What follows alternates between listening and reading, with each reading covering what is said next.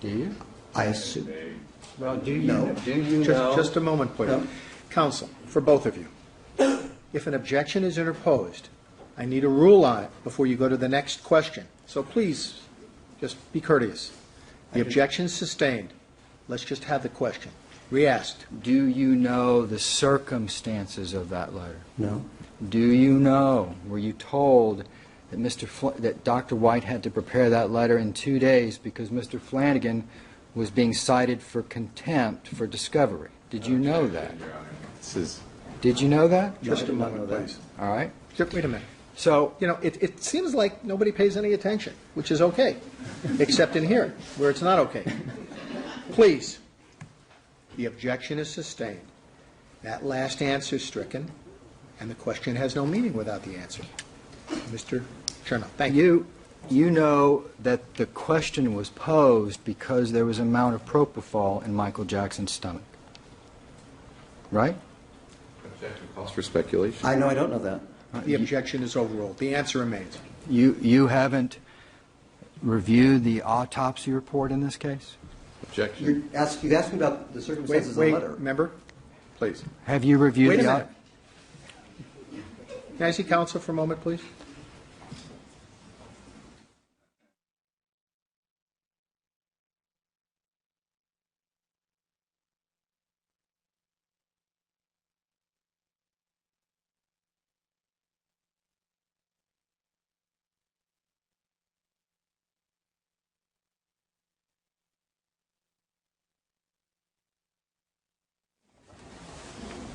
Did you read the autopsy report? Did you read the toxicology in the autopsy Yes, I did. report? Are you familiar with propofol was found in Michael Jackson's stomach? Yes, I am. Do you remember the number?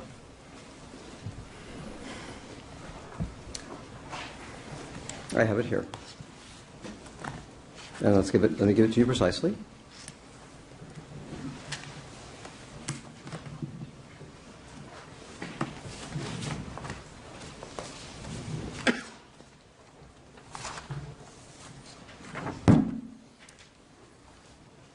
It's easier for me to work in the concentration domain, and the concentration of propofol was 1.86 micrograms per mil. It was actually reported in the autopsy as 0.13 milligrams, though, wasn't it? If that's what the math works out to, then yes. So you, in responding to that, sent a study to Mr. Walgren involving piglets, didn't you? Yes, I did. And that study involved sticking suppositories into piglets, the rectum of piglets. I don't believe they were suppositories. Oh, capsules I believe it was just straight propofol liquid. into the anus Yes. of piglets. Yes. And you informed Mr. Walgren there was no human oral studies. That's correct. So you called Ian Glenn, is that who you said you called? Did you call, is that Ian Glenn? Am I wrong about that? I didn't call him.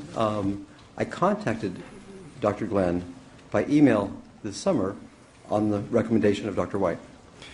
And you know that Dr. White also contacted Ian Glenn.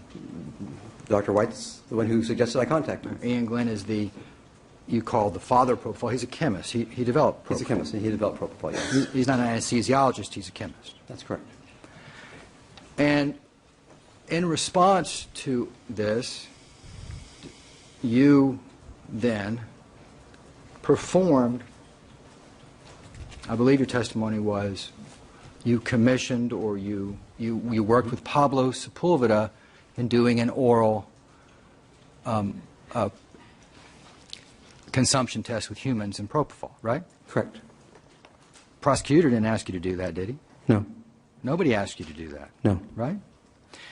Is that correct? That's correct, yes, that's correct. And you know that Dr. White, in addressing the same issue, you know that he commissioned a study paid for by the defense involving oral propofol in beagles. I do not know that. Well, do you know that now? I know you just told me. Is that the first time anyone ever told you? I heard Paul about maybe a month ago commented in a phone call that that you had performed such a study and you had ruled it out. And I think, and so that was the first I heard about it. I was at the airport, at Burbank Airport, and Paul told me in a phone call that you had performed some study. I didn't know it was in beagles. I just knew you had done an animal study. And beagles are larger mammals than rats and piglets, right? Hopefully. Okay. You recall Paul White saying, I ruled it out. Is that what you said? No, Paul told me that you had done a study and you had decided that propofol had no oral bioavailability, something along those lines. So, or you had already. But, now, so you know that Paul White did the study as a result of that. Now you. I do not know that. No, this is the first I've heard that Paul did the study. I see. You, on the other hand, did a human study. Mm-hmm. Yes? Yes, yes. You commissioned or worked with Pablo Sepulveda in Chile, right? Yes. To do a human study. Yes. And the issue was the oral bioavailability of propofol. Yes. And you used human beings, gave them propofol, right? Yes. You had a protocol involved there, Yes. right? Who paid for this study? I told him that I'd be happy to pay for the assay. The volunteers were not paid. The assay will come to a total of about $600 for all the propofol samples. I told him I was happy to pay for that. How long did the study take? Maybe the volunteer portion was about a month and the assay was about another month. You took 2 months completing the study, right? Maybe a month for IRB approval, 6 weeks, something like that, yes. And then you wrote a paper, Yes. and you didn't stop there. You submitted this paper at an international conference. Yes. You submitted it for peer review. Well, the only peer review it's had to date is first by the judges of the ISAP meeting who determined what paper should be accepted. But I also sent it to Dr. White for comment. I sent it to Dr. Dennis Fisher, and I sent it to Dr. Glenn, all of whom offered their comments that were incorporated into the manuscript. So in response to the question about oral bioavailability of propofol, you did a 2-month study, wrote a paper, and presented it to an international conference. Correct. Despite the fact that even a first-year medical student would know that that's just simply ridiculous, right? Correct. So I suppose after peer review, that's what your peers would tell you. What a waste of time. Is that what you expect to hear? I think, and the important thing to say, as you said earlier, data are king in science. In science, data is the most important thing. Rather than sit and debate on first principles, it's better to have human data because that is not ambiguous. So what you did in court, well, actually what you did to analyze the problem was far in excess of what Dr. White did. You investigated far more than Dr. White did. Correct. I had human data so then- that there was no question about the answer. And then you came into court and said, I'm disappointed in Dr. White, right? Correct. You preferred to shove it down his professional throat, is what you Tad of did. an argumentative question. Mr. Chernoff? Dr. Shafer, you Just a didn't... moment, please. Okay. I'll withdraw Another- the question. Another question, please. Dr. Shafer, you didn't even stop there, did you? You didn't even stop there, did you? You literally swallowed propofol. Before the study, yes. You literally took 20 milliliters and swallowed it. That's correct. Did you get informed consent before you did that? I knew it was inert.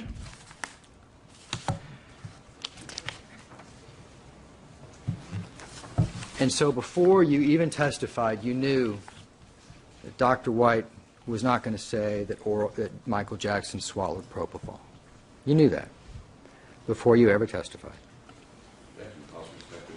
How could he I'll know that? overrule the objection. It goes to the witness's state of mind and credibility. You may answer it. I did not know what Dr. White would say, and I still don't know what Dr. White will say.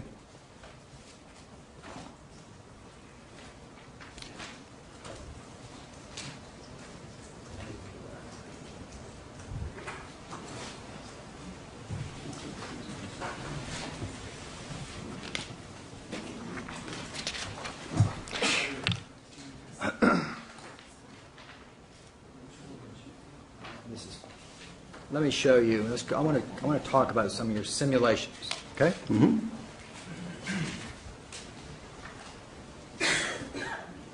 Is this ZZ? Triple A. Triple A. Got it. All right.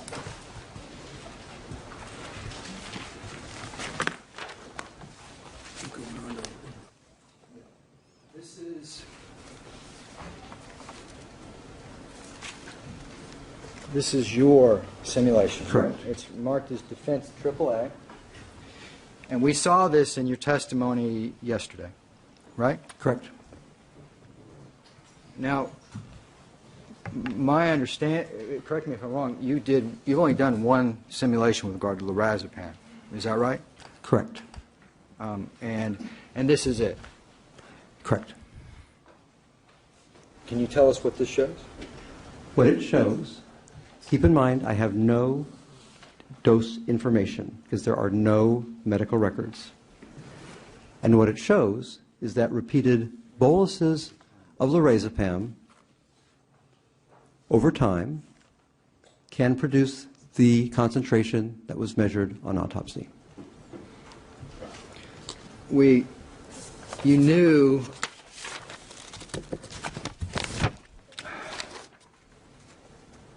the concentration. Correct. And this particular simulation would be a dose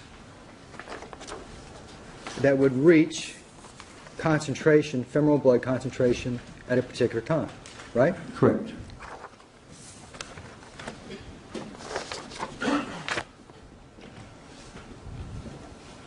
What it shows is 10 IV injections of 4 milligrams of lorazepam every 30 minutes, beginning Yes. Yes. beginning at 12 midnight, Yes. and ending, the shots end 5 hours later. Correct. Now, you've testified that you read the statements from the security staff, right? I don't know what statements you're referring to. Did you read the statements from the security staff, from Michael Lemire, from Alberto Alvarez? From Yes, those are part of the material I received, I believe. And yes, if they were, I read all the material that I received. All right.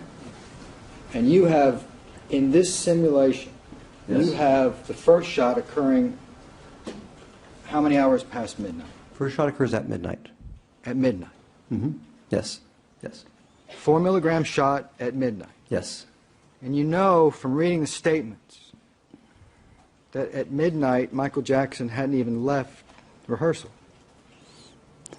That may well be the case. I would have to look, but that's fine if it is, because keep in mind, you have the spreadsheets too. And the goal is to show that multiple doses can be used to do this. Well, You have all the simulations. I'm just trying to put together scenarios. I have no dosing records. that would make a lot of sense if you didn't keep referring to Dr. Murray when you talked about this. What you did... Argumentative. Just a moment. Sustained. Ask a question, please. What you did was come up with a dose to explain the concentration, and you started the shot when Michael Jackson hadn't even left rehearsal, right? Sure. Yes. And 30 minutes later, in this simulation, his second shot was at 12:30, right? The second shot appears to be at 12:30. Let me I can pull the spreadsheet up, and we can actually do any simulation you like. I see. Well, right now, I just let me pull it up so I actually have access to the simulation he's referring to, if I may, Your Honor. well, I think Mr. Chernoff is just asking Yes, you yes. to testify based upon that exhibit, aren't Sure. you? Yes. And I can give you the exact times. Just listen to the question, though, Yes. rather than get to something else. Go ahead, Mr. Chernoff. The second shot